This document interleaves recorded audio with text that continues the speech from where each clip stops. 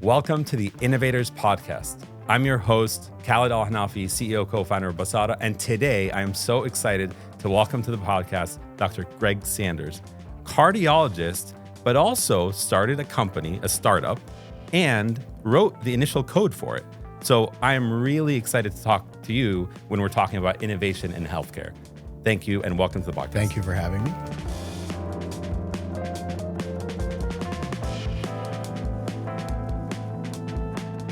Would love to start with just learning more about yourself. How did you start as a cardiologist? And then maybe we can talk a little bit about your journey later on into the startup world. So I have an unusual story because it started when I was 14 years old, back in the 1800s, when I got a computer.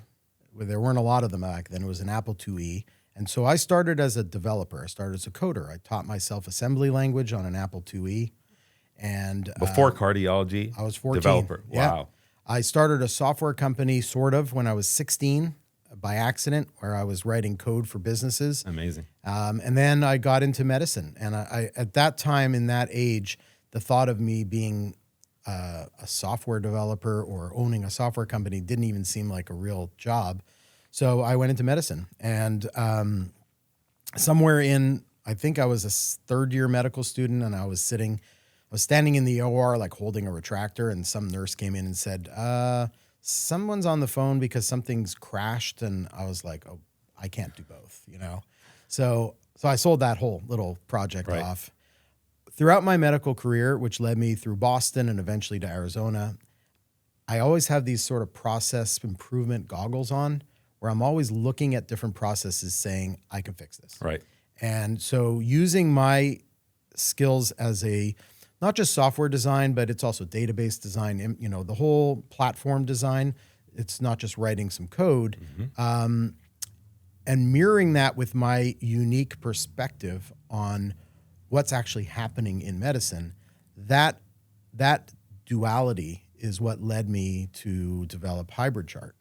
So I joined a group of excellent cardiologists in Phoenix as my first job, you know, and I started rounding, and I realized, like, this whole thing is broken. Like, in the office, we were fine. Right. But the second I got out into the world where there were all these hospitals and we had to report back what we were doing and charge for it and all that, the whole thing was completely broken. Right. And so I took it on myself to solve that problem for my own practice, which then sort of bubbled into where we are now. Got it. So you started writing code first. Yeah. Then figured, that's not going to be a career. I'm going to go into medicine, chose cardiology, went and did that. Yeah. And then because you already had this process-oriented nature, looking for challenges, problems, how to streamline them, you found in your practice some problems, and you started Hybrid Chart. Yeah, and I sort of had this this habit of writing code along the way. So at my residency program, our entire call schedule with the hospital operators ran on my software. Wow. At Harvard, where I did my fellowship, I was innovating and writing databases for echocardiography and search engines for doing research papers. So everywhere I went, I kind of left a little footprint of hey, here's a cardiology coder who solved the problem. The one I solved here was a tough one because it's a big process.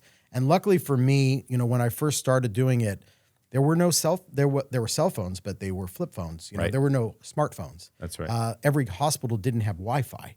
Every hospital didn't have a computer terminal everywhere. So we kind of grew up with the technology as it grew up, and obviously now it's a different playing field. But we grew into that space, I think, very nicely.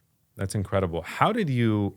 So you're a cardiologist. You see patients every day. Yep. That's what you do even today, to this day. Yep. How do you balance all of that with this incredible other side career that you were kind of building from scratch in building Hybrid Chart? Both writing the code, but also now I'm assuming it's much bigger. Of course, you got a team. That's a lot. That's amazing that you're doing this. Yep.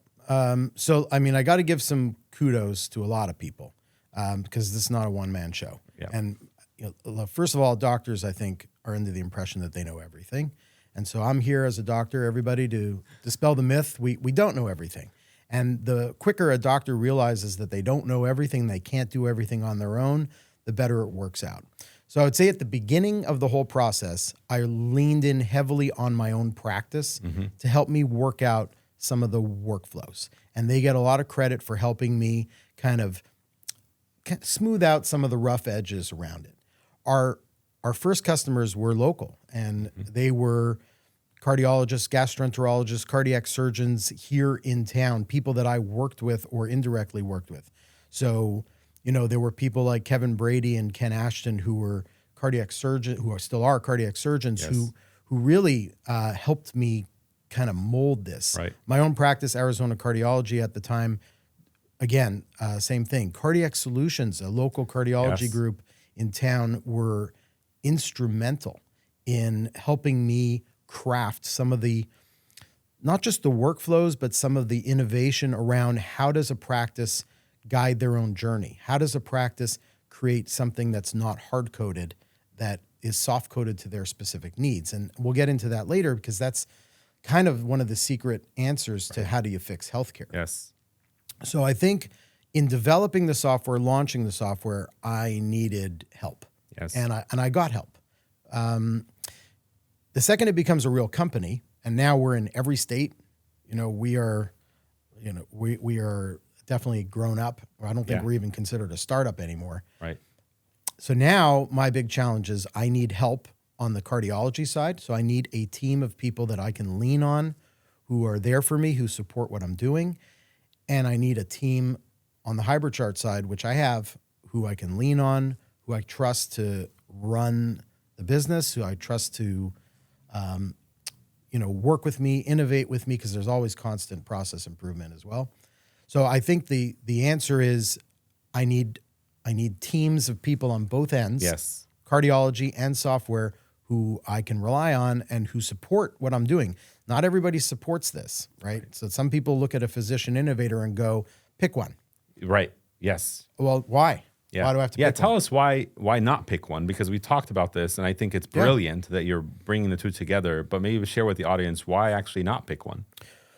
Well, I think the instinct everyone has is you're going to be more effective if you're more focused and you're not diluted. Right. I think that makes sense. However, I'm infinitely more beneficial to my software development living and breathing the space I'm in every day. I'm infinitely more helpful as a cardiologist solving problems in my own practice based on the experiences I've had and all the skills I've learned creating a software company and running a software company. So, because you sort of become a project manager and you have a different eye for things. And even in my own practice, like I can craft better processes simply because I'm used to crafting better processes.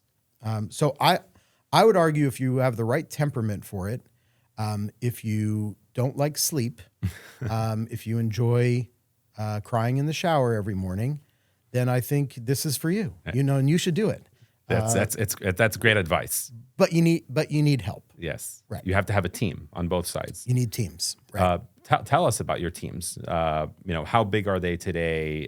Because you're leading the HybridChart organization. Yep. And as a cardiologist, you said you have a team around you. Maybe tell us more a little bit about. So we're the team lean and mean. I mean, we're probably 17 or so on the HybridChart side. Yep. Spanning everything from development, biz dev, sales, marketing, implementation, support, account management. Yep. Everyone just thinks you just flip the thing on and here you are. Right. Well, oh no, there's as you know, Yes. there's way more to it than that. Right. And the irony of it is, so we have our tool and it solves a lot of different problems. There's a desktop, there's a mobile app, and there's different personas using it. But if you look at our internal tool to manage the product, it is bigger than the product. Wow. Because you need to be able to troubleshoot, fix problems, monitor things, invoicing. So our internal tool is probably bigger than our actual tool. And that's everyone forgets. You're going to need to maintain things. Yeah. In your line of work, whether it's being a cardiologist or working on HybridChart, they're both in healthcare. And we talk to a lot of CEOs, cardiologists, urologists, all these, specialties. And what we see is they're being squeezed on both sides, right? As we know, costs go up, complexity goes up. They're trying to keep the team motivated. It's high churn roles for a lot of the admin roles. You're trying to keep everything put together. And then revenue is not necessarily keeping up. It's really hard to keep growing your revenue as well. So what's your advice? Because you seem to have it balanced in a way where you've got really supportive teams. The administrative side, you've kind of figured out, whether on the cardiology side or what the work that you do at Hybrid Chart to help others. What's your advice to a CEO, cardiologist, someone in healthcare that is dealing with this pressure constantly? Well, you're bringing up some interesting points, which if you don't mind backing up a few paces. Yeah, of course. So if you look at healthcare, private practice world healthcare in general over the last 20 years, right, the cost of doing business has steadily increased. Yes. Just like the cost of doing any business right, has increased. Salaries, rents, materials, da-da-da. Physician compensation has either gone down or been flat. So the margins have been squeezed. So everyone else, every other sector, reimbursement goes up or top line revenue goes up, right, cost of doing business goes right, up. You maintain your margin, you figure out ways to right, increase your margin. There's been a steady decline or flat line of physician compensation that's been frozen right, for more than 20 years. Wow. And then they bundle things together. They say, well, we used to pay you three bills for this. We're going to bundle it into two. And then when you do the math, you're like, wait, that just went down. Right. So at some point, there's going to be a line where the cost of doing business crosses the line of top line revenue, right, and your margin is now zero or negative, and now everyone's in big trouble. So that's a global problem, which I don't think I can fix. I'm definitely not qualified to fix that. That is a problem that has driven a lot of doctors out of being an entrepreneur and back into, I'm just going to join a hospital system. The problem with that, and sorry everyone out there who's working for a hospital, but productivity goes way down when you're employed. Quality of care goes down, when you're employed. Cost of care goes up when you're employed. So there's a huge incentive to keep doctors independent, keep doctors entrepreneurial, better care of patients, more efficient care of patients, cheaper care of patients. So that's one global problem. Right. At the same time, you got these doctors running around who their time dedicated to actual patient care is shrinking. That's right. The current estimates are about 30%. Wow. Of a time spent by a doctor is actually taking care of a patient. 70% is clerical work or other. Let's just put in the other category. Well, that's terrible. Administrative, driving to a hospital, that's right, whatever it may be. You've not got taking care of patients. No, you're not doing medical decision. You're not having a doctor-patient relationship. That's 30% of it. Right. So that's bad. Yeah. And then on top of that, the demands that we're now asking the doctors to do to drive processes like population health management, quality of care outcomes, dare I say it, value-based care, right? Because everyone wants to move to value-based care. Okay, well, how's that going to work? And we can talk about that because I think Hybrid Chart does solve that, at least parts of it. So now we take these doctors who are stretched. They're spending 30% of the time doing the thing they were actually trained to do. The rest of it is all clerical stuff. And then we keep piling more stuff on top of them. Like now you got to do this. Now you got to push this button. Now you got to check that box. Now you got to fill out this form because the patient has, pneumonia. And now physicians are burning out. Right. And by the way, while we're doing all these demands, remember that margin keeps getting smaller and smaller and smaller. Yes. And then the RCM teams, they're being tasked with how do I get these claims out properly? How do I fight for denials? The rules keep changing. How do I even, so they're under the squeeze also of trying to make the margins as healthy as they can be. Right. So everybody's under a squeeze. Yes. Right. Let's pause the conversation. Let me tell you about Basada. Basada is building the AI workforce for healthcare. We automate faxes, phone calls, and everything in between on the administrative side of healthcare so that you can focus on care. Less chaos, more care. To learn more, visit our website, basada.ai. Now let's dive back into the conversation. We say this often that if you go to any other industry aside from healthcare, Yeah. you take Amazon as a company, for example, right? Your costs go up, sure, with every company, as you said. You simply move that and put it on the customer, the consumer, right? We all want boxes to come home. It's around Halloween right now. We're all excited for that, right? We're getting these boxes and we're going to pay more for it. It's okay. We'll pay. In healthcare, unlike any other industry, as you indicated, you can't really do that. You've got to schedule Medicare. You've got to stick to what you can charge. So your revenue is regulated, but your costs, of course, are not regulated. So that can balloon. And the complexity as well. So talk about the churn, talk about all these problems. We were talking with another CEO of a practice, and they shared with us that 5 of their call center people decided to go to lunch to McDonald's and never came back. They found jobs 25 cents more an hour. Yeah. And they decided, I'm not going to come back for the call center and scheduling. I'm just going to do that. So not only are they squeezed, but it's also challenging operationally. The staff turnover in healthcare is astounding. Yeah. We are placing a lot of demands on people. And so when I say I have support, I think you probably assumed I meant the other doctors in my practice. Right. No. I mean, I need nurses, my admin, my MAs, schedulers to be supportive of my endeavors because they have to make my schedule creative. They have to talk to patients. It's really the whole team. And we do put a lot of demands on staff who, some of them they don't have a master's degree in healthcare in administration, and they're doing the best they can. And it takes time to find the right culture, the right group. I've always had this struggle. I'm only as good as a doctor as my worst employee who answers the phone. I love this. Right? And sometimes I used to do this. I haven't done it in a while. I used to call my own office and just say, hey, I need to make an appointment, just to kind of do the quality assessment of how am I being represented out there? Yes. And I see patients all the time. And they go, hey, I need a new primary care doctor. I'm like, why? That person's great. Right. And they go, well, I really like the doctor, but their office, like they don't call me back or they were rude to me, or they didn't squeeze me in when I needed to be squeezed in, or I never heard from them about a test result. It has nothing to do with the doctor. That's right. It's the staff around the doctor. Right. It's the process around the doctor, which is really frustrating because I don't have a lot of control. That's right. When patients come in and they usually apologize. They go, I'm sorry, I need to vent. Yeah. And I go, please tell us about this. Yes. Yeah. I go, okay, well, go ahead, vent. Yeah. And so they launch into a whole diatribe about my staff and what happened. And then they apologize again. They're like, I'm really sorry. And I go, no. If you don't tell me, how on earth would I know? Right. I have no opportunity to fix this unless you bring it to my attention.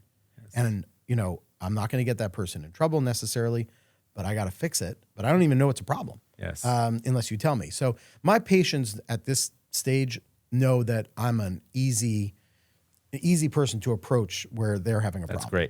That's great. That they can share it with you. You'll help fix it. And you're proud of that. We see this often, by the way. It's not, in your group only, as you know, this is across the board. You go look at a 1-star review, and it's very rarely about the medicine. It's typically about exactly what you said. Right. I love Dr. So-and-so. They start that way, by the way, apologetic, because they know this is the person caring for me, right? I love Dr. So-and-so, but the staff never got back to me, or I waited for 15 minutes on hold. That doesn't tell me that they care about me, right? Right. Or they got the referral. It sat there for 2 weeks before I heard back from them. And it's like, I need to get going. I need my procedure. And these are processes that are broken within the practice. Yes. And at the same time, practices, and this is the big theme we hit with Hybrid Chart. Yes. Which is practices are resistant to change. Yes. I have a whole talk I give on why doctors won't change. Right.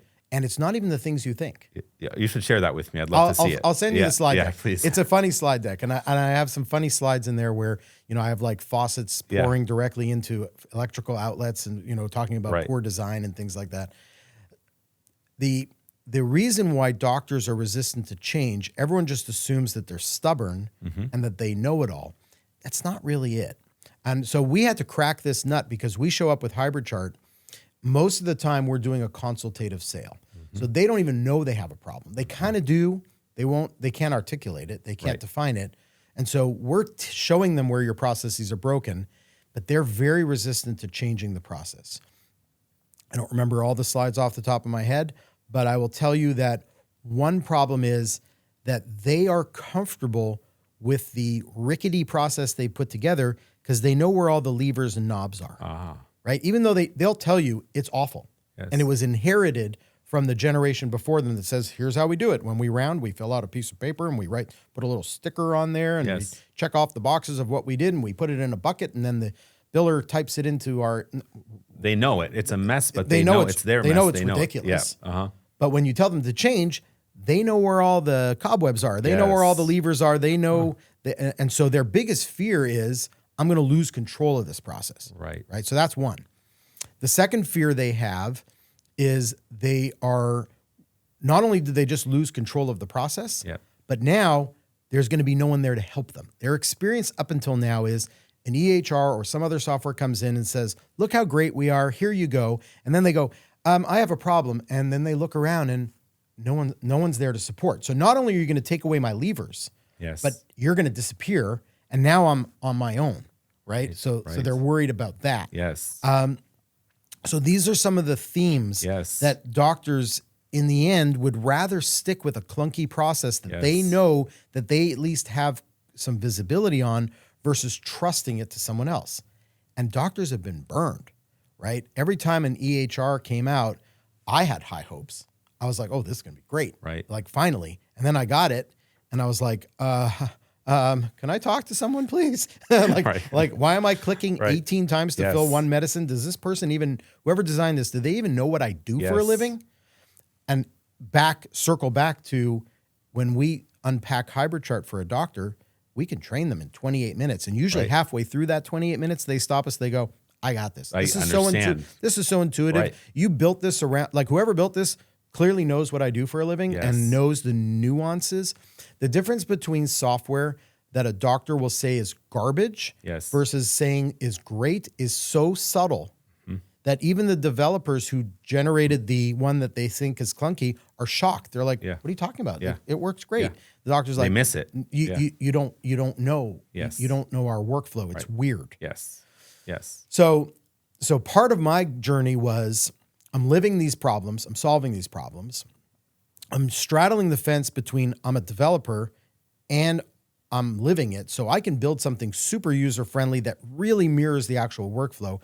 My dev cycles aren't delayed by me trying to explain to a group of people who are very well-intended but have no idea about healthcare.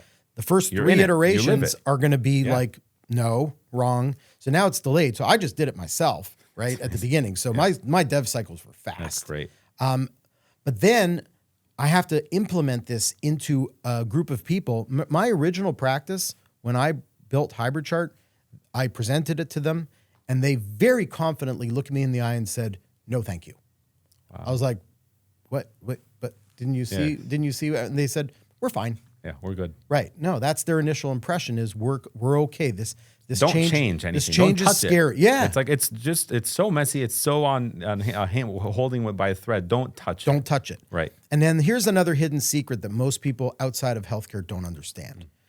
Most doctors are literally running paycheck to paycheck. Not them personally. Yeah. But their practices are okay. So any disruption in RCM, any disruption in RCM, if you mess up their process, which they admit is garbage, but if you mess it up and now there's a 2-month delay in reimbursements coming in, huge problem. They can't make payroll. That's right. Right. So they are very, very scared of changes to their RCM system. Yes.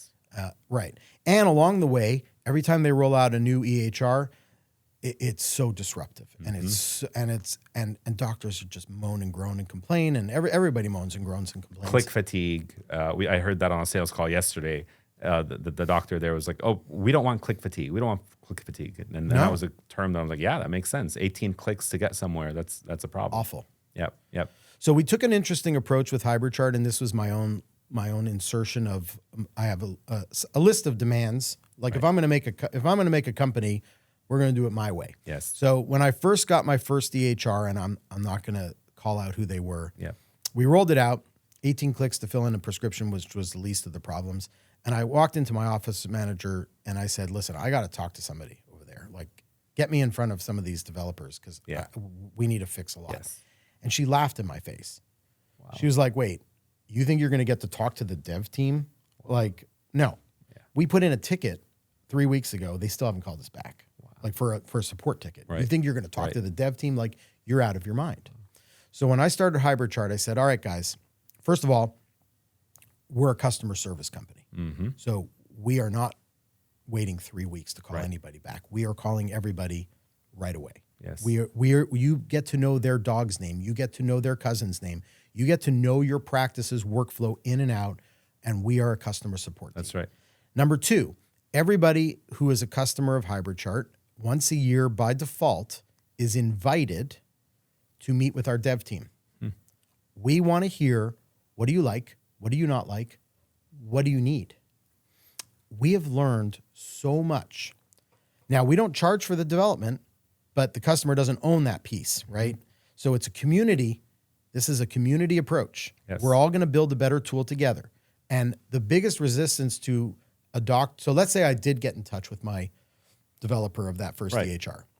And let's say they actually took the time to listen to me. I promise you, they would have said, yeah, we can do that for you. Here's a bill for that development.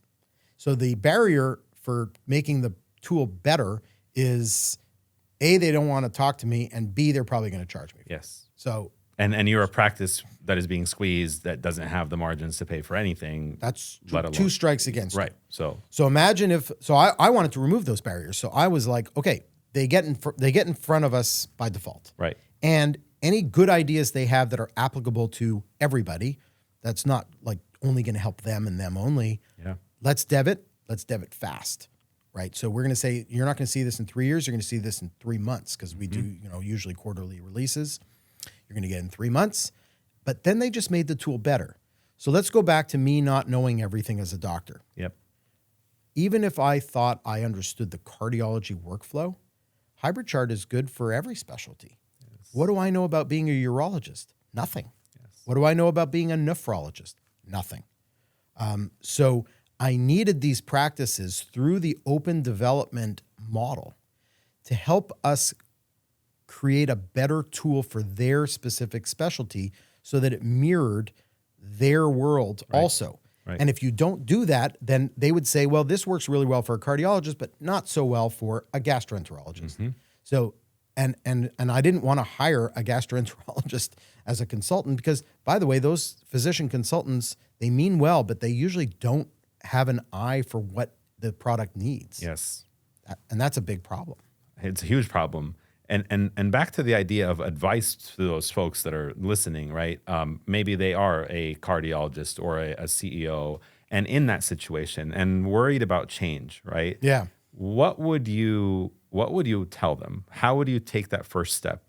Maybe it's a leap of faith that you have to take. I don't know, but how would you get them to take part in this innovation? So if you're a practice and you're thinking we need to do process improvement, we need to bring in AI, we need to clean up a certain process. And I will tell you that COVID helped. It helped in this because COVID forced practices who didn't even want to pronounce the word telemedicine to adopt. That's right. Telemedicine. They had no choice. It was a forcing function. That's right. And then once all of a sudden they saw a process improvement, they got a little excited. Yes. And they said, wait, what else can we fix? So it actually did break down some barriers, which was great. That's great. So you're a practice. Aside from all the madness of COVID, of course. We're talking about, yes. But one of the few good things that came out of COVID that's right. was it did knock down a few barriers and let doctors kind of really open their eyes to process improvement a little bit. Yep. So, all right, I'm a they practice. Got a taste of they it. did. Yep. Yeah. And they saw it work. Right. And so, and the government was smart. They knocked down a lot of the barriers that they had for reimbursement.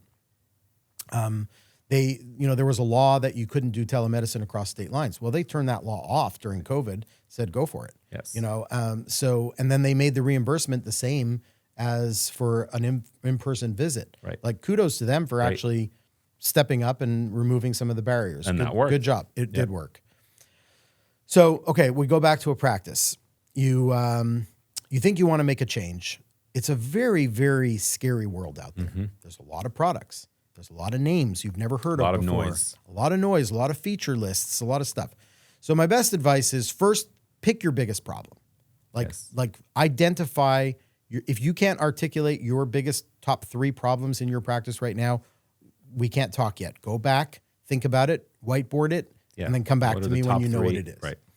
So a very focused problem that you want to solve first, because you can't boil the ocean. So let's just pick one problem. Then what you need to do is do a little bit of market research to figure out which companies / products in my problem that I want to solve exist, but then ask some very important questions. Yes. Which of them align with my EHR, right? Yes, Because it may be a course. great product, but it doesn't interface with what I'm using Right. in my office. That's always the number one question, by the way. Yeah. As we go to all these practices, does it integrate with the EMR? Correct. And of course, we do typically, but yes, that's the number one question. Yep. How mature is the company? Yes. But more importantly, how mature is the product? Yes. Could be a very, very well-known company, but they're still in pilot and they have 5 customers using this tool. So do I like the company? Do I like the product? Yes. Does the product have the features I'm looking for? That's right. And then here comes the hardest part, everybody, because they're doctors or they're healthcare. Mm-hmm. What is the ROI? Yes. And what is the true cost? 2 different things. Yep. Now, doctors are very good at dissecting what's my problem, which product has the features I'm looking for.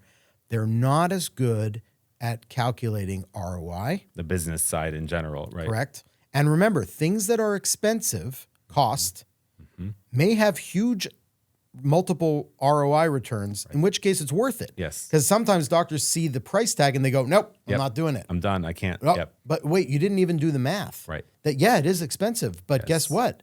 You're going to make 5X Yes. off of that. So Yes. it is worth it. Right. Or it's not expensive, but when you run the ROI model, you realize I have to see, it's going to take me 3 years to break even on this. It's not worth it. Right.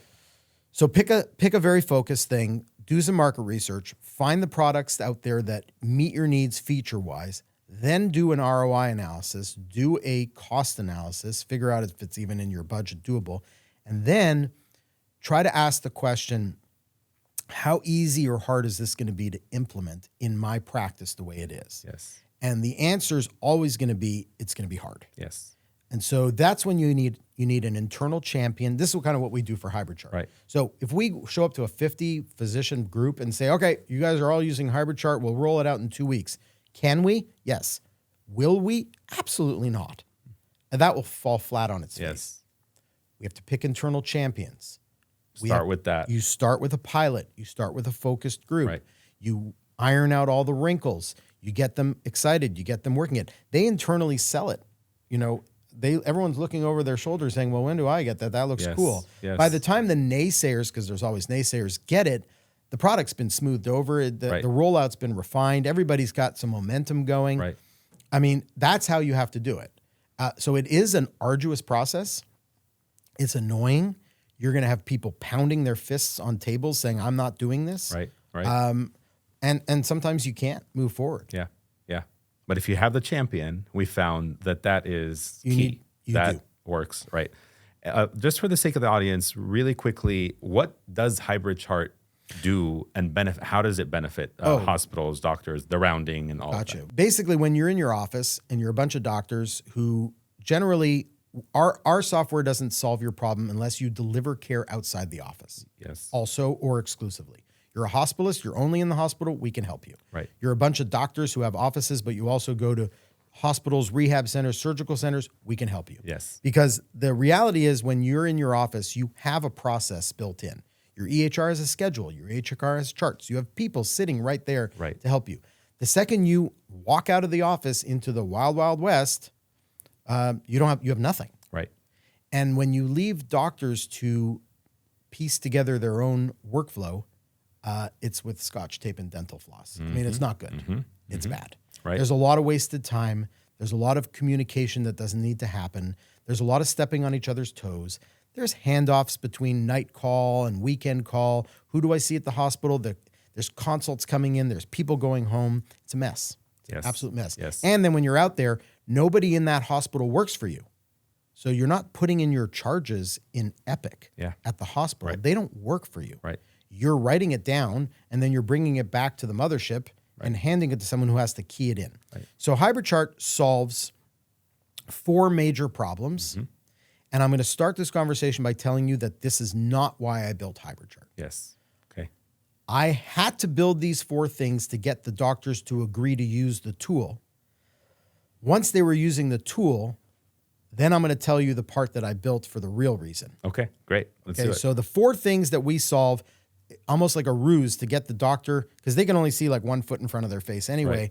We're going to solve your problems, doc. We got you. So one is census management, which is coordinating where are all my hospitals, who do I need to see, who's already been seen, handoffs, basically workforce allocation. Right.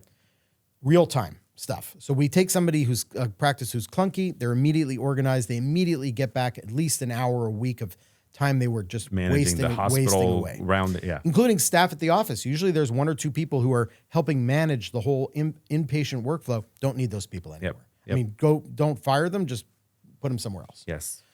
Number 2, charge capture.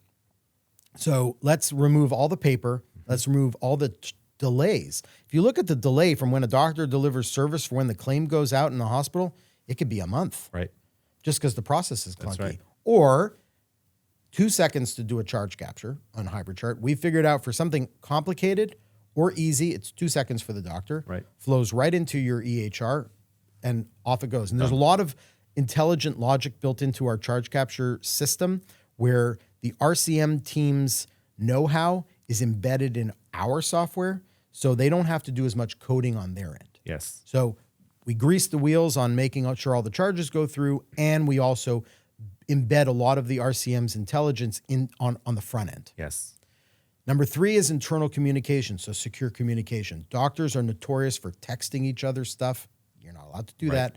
Office staff are texting doctors in the field saying, hey, you have a new consult, or call this nurse at this number about this patient. No, you can't do that. That's right. So census management, charge capture, secure communication, and then make sure you're HIPAA compliant, basically. Yep. Then the 4th one, everyone said, why on earth are you doing this? And I looked them in the eye and I said, this is the most important part. Yeah. So this is the reason you actually. Nope. Okay. We're almost there. We're almost there. We're Yes. on number 4. 4 4 is discharge management. Patients coming off the list, patients going home. There's a huge chasm between inpatient world and outpatient world. Right.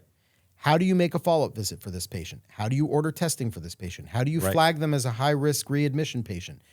If I go to a practice that's not using HybridChart and I go to their office staff and I say, who's in the hospital right now? They go, I have no idea. Right. Who's being discharged today? No clue. So what happens is a patient goes home. 3 days later, they call the office. They wait on hold for 45 minutes. They finally get somebody, if they don't hang up. They say, hey, I just got out of the hospital. And the staff are like, oh, wow, didn't know that part. And then they say, I need to see Dr. Sanders. They're like, he's busy. You know, he's pretty busy. Yeah. I don't know. You're going to get in. And so a lot of patient dissatisfaction, not good care. Right. Staff are in the dark. They didn't even know that this person came out of the hospital. Yeah. Here's the classic story I tell, and this is years ago. I'm in the hospital. I did my charge capture for 2 seconds. I knew this patient was going home. So I tap on my phone. I got 3 taps. I already made their follow-up. I basically alerted my staff. They're coming out of the hospital. They need a follow-up appointment. They need an echo. They need lab testing. Right then and there, as you gave I haven't even walked into the room yet. Yep. I walk into the room, and remember, guy's in a blue gown, IV. I start talking to him. He starts asking me about hockey. I grew up in Canada. I'm gonna stick around and talk to him about hockey. Yes. His phone rings. He says, it's your office. I said, get it. Hangs up the phone. He says, well, that was your office saying, we know you're leaving the hospital today. Here's your follow-up appointment. And here's your test for your echo. And here's this. And he looked me in the eye and he was like, how is this even possible? Wow. Right. So I went from being the disorganized practice that doesn't have anything together to rock star. Yes. Staff, are they happy? They're thrilled. Yes. They don't have to field phone calls from frustrated people. They proactively call. Yes. The bottom line is the patient got better care. Right? This patient's not going to be lost to follow-up. That's an expensive problem, by the way. This patient's not going to be readmitted because everything's all organized before they even leave the hospital. Happy patient, happy staff, better top-line revenue because you're not bleeding. So win-win-win. Win-win-win-win-win. Yep. Okay, so those are the 4 things. Census management, charge capture, secure messaging, discharge management. Now the real reason. So now comes the real reason why I built this. Yes. The real reason why I built this is I needed the doctors to have the tool in their hand using it. And then I needed the ability for HybridChart to monitor and observe the doctor's behavior and do all the things we want to do for value-based care and for population health management, but do it automatically without bothering the doctor. In the background. Correct. So if you ask the doctor to be your primary entry point to drive value-based care, that if this is a high-risk heart failure patient, doctor, you need to push this button, big problem. Number one, the doctor's not going to do it very often. Right. Because they're busy. Right. Number two, when they do get around to doing it, they're going to do it too late. Mm-hmm. Problem. So how does the system say, hey, the doctor just saw a patient put in an ICD-10 code that's in the heart failure family. They're in the ICU, and that was a high-level CPT code. Wait a second. Yeah. That makes sense. I think this is a high-risk heart failure patient. Yes. And then automatically, the doctor doesn't do anything. All they did was go to the ICU and see a patient, Right. put in their charge in 2 seconds. Automatically, HybridChart, secure messages, the heart failure nurse saying, we got a live one. Yes. Automatically enrolls them in the heart failure clinic. Automatically sets up transitional care medicine. Automatically sets up telemedicine visit or a nurse visit or a home visit. Automatically orders them a BNP level and an echocardiogram. But the doctor didn't do anything. Yes. Okay, so I can hardwire that, but the value of building HybridChart was giving the customer the ability to build their own data model and then develop the rules of engagement. Okay, so that whole path, we call them pathways, that pathway I just described to you, I saw a heart failure patient, all this stuff happened, that's not hard-coded, that's soft-coded, right? So the practice says, here's what I want to measure, here's the behaviors I care about, and here's what I want to happen afterwards. And when I put this tool into the hands of an orthopedic surgeon, I have no idea what they care about. Right. So I had to build the model for them to be able to build their own version of my heart failure patient. right. Because I don't know what it is. Right. And it changes all the time. That's amazing. That's incredible. But none of this is possible if you don't give the doctors a tool that they will actually use. Otherwise, great idea, never going to happen. You have to give them something they love using. Correct. And they see value in order for you to do all this work on the back end. Correct. And capture that pathway. So you have to figure out what is their pain point, because as much as doctors want to help the whole ecosystem, they are too hyper-focused on their own pain in their own world to care about the whole ecosystem. Yes. And it's not a dig on doctors, really. I mean, because they're caring people, they're taking care of humans, they're compassionate people. They just don't, they don't have the bandwidth. Right. Right. They just simply don't. Always busy. But I we see keep my asking friends, them to our do it. customers, it's working until 3 in the morning, charting, doing all these things. Yeah, it's not easy. Correct. Yeah. So the trick was get it in the doctor's hands. So the only way you're going to do that is if you really figure out their pain points and if you really give them a tool that they go, oh, this is great. Okay, that's step one. Step two is build a system where all the VBC population health stuff can pour out of the system automatically. Yes. And then I think step 3 and 4 is what are the recipes that we need to use to make this happen? And what are the how does all this stuff get executed down the line? It's one thing to say we have a high risk heart failure patient, but how does it get done? How does all this stuff actually happen? Right. That's incredible. That's a challenge too. I think this is something that all of the practices that we're working with would be interested in. And I think I think a lot of them do know about HybridChart, which is great. And we have a couple of common partners that we work with. Yep. Tell me about what we can do potentially together. So I know, you know about our solution and we automating the faxes and the phone calls within the practices.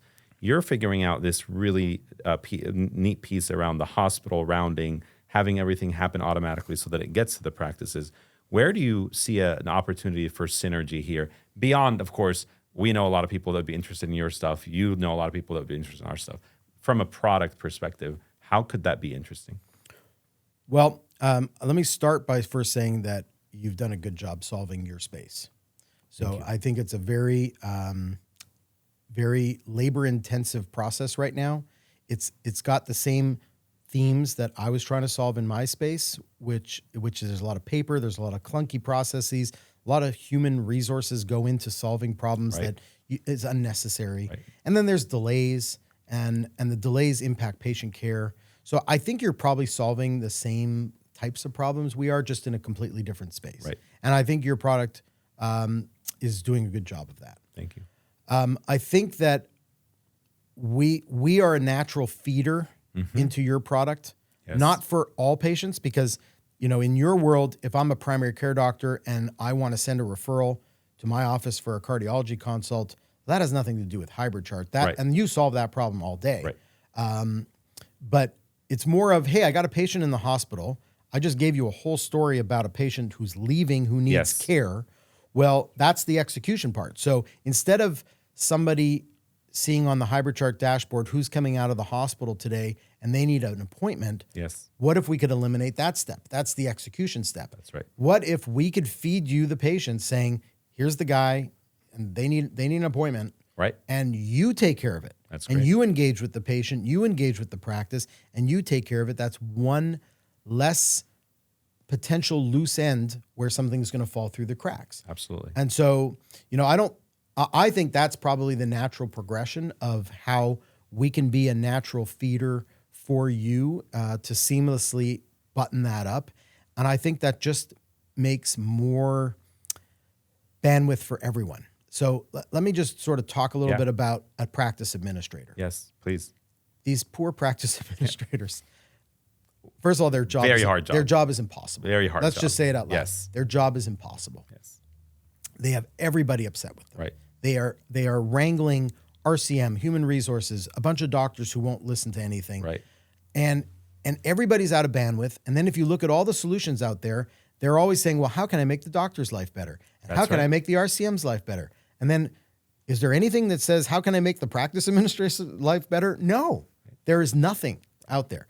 So the way to Until now. Well, sort of indirectly, your product too. Yep. So how do you help the practice administrator? Well, what you do is you solve the doctor's problems. Yes. You solve the RCM problems. You solve the scheduler's problems. That's right. You solve your data mining problems. And now the practice administrator actually has the bandwidth to do what they should be doing, which is kind of being the CEO of that practice and running it instead of putting out garbage fires every day. Everywhere. And having processes that they have no visibility in, that are clunky, that are Churn, manual work. Yeah. Yep. And your staff are burning out, your doctors are burning out. I mean, it's just an impossible thing. That's so right. I think our products can help practice administrators by getting off their plate stuff that really doesn't need to be there in the first place. Love it. Very excited about it. Let's continue that conversation as well. I want to end with a kind of a personal question. Sure. Yeah. In my research, I read that you are the cardiologist, or you were the cardiologist for the Suns. And then I learned there's a bunch of sport interest there as well. So tell me more about that. Well, the Suns were a smaller piece of it. So I was the cardiologist for the Arizona Coyotes hockey team. It's amazing. For 20 years by accident. I never graduated fellowship and said, I can't wait to be a sports cardiologist. So it kind of fell in my lap in a weird way. I'd only been in Arizona working for 2 weeks when I was invited to tag along with the actual cardiologist of the Coyotes. And his last name was Valdez, and Ruben Valdez. And he looked at me I grew up in Canada. So, he didn't care about hockey at all. Yeah. And meanwhile, I was like sobbing into a towel through the entire thing. And so at the end of it, he looked at me and he's like, you kind of really like this stuff. Do you want to just be the doctor? And I mean, I was like, Ruben, you're trying to hurt me, right? You're kidding, right? Right. So he walked over to the lead doctor and he said, all right, this is your new cardiologist for next year and blah, blah, blah. And you'll meet with him offline. And I called my dad on the way home. I'm like, you're not going to believe what just happened. So I learned a lot from the Coyotes and from that team and from, Bob Liberto, he was the team doc for many, many, many years and worked well with him and his team. And that kind of springboarded into working for the Mariners for 5 years. I did Division I ASU for several years for all of their sports teams.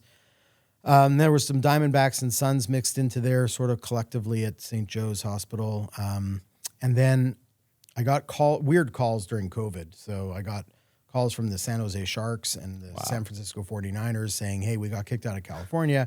Half the team has COVID. We need some help. We know you're the doc for the Coyotes. Like, help us out. And so I pinch hit for them. That's amazing.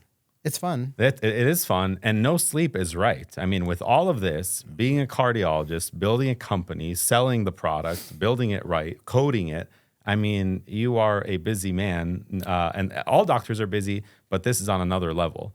So thank you for making the time. But let me call out the real heroes. Please. Because I told you I need a team. Yes. And I need a team. Yes. But I didn't mention my real team. Yes. My wife, my 5 kids. Like, they support me beyond belief. I have the most understanding wife on the planet. That's amazing. So supportive, so enthusiastic. Even for today's meeting, I was on a bunch of meetings, and she walked in. She's like, "You're going to be late. You cannot be late." Like, what's her name? Kristen. Thank you, Kristen. Yes. Thank you. She was like, "You got to go." Yeah. And I was like, "All right, everybody, I got to go. I got to get, got to get dressed, got to go." So you need a team at home. Yes. You need supportive people in your life. I have 5 wonderful kids who all actively support everything I'm doing. That's beautiful. And so I think that's what you need in every area if you want to be successful. That's amazing. I love that. We should end with that. I'm also grounded by, my family, and they're the support and for me. And so thank you to my wife, Lena, as well, and the family. Thank you, Lena. Thank you for being here with us, Dr. Greg Sanders. Really appreciate it. Appreciate you having me. Looking forward to more conversations. Thank you for tuning in to today's episode of the Innovators podcast. I'm your host, co-founder, CEO of Basada, Khaled Al-Hanafi. Please like, subscribe, and share. Thank you. See you next time.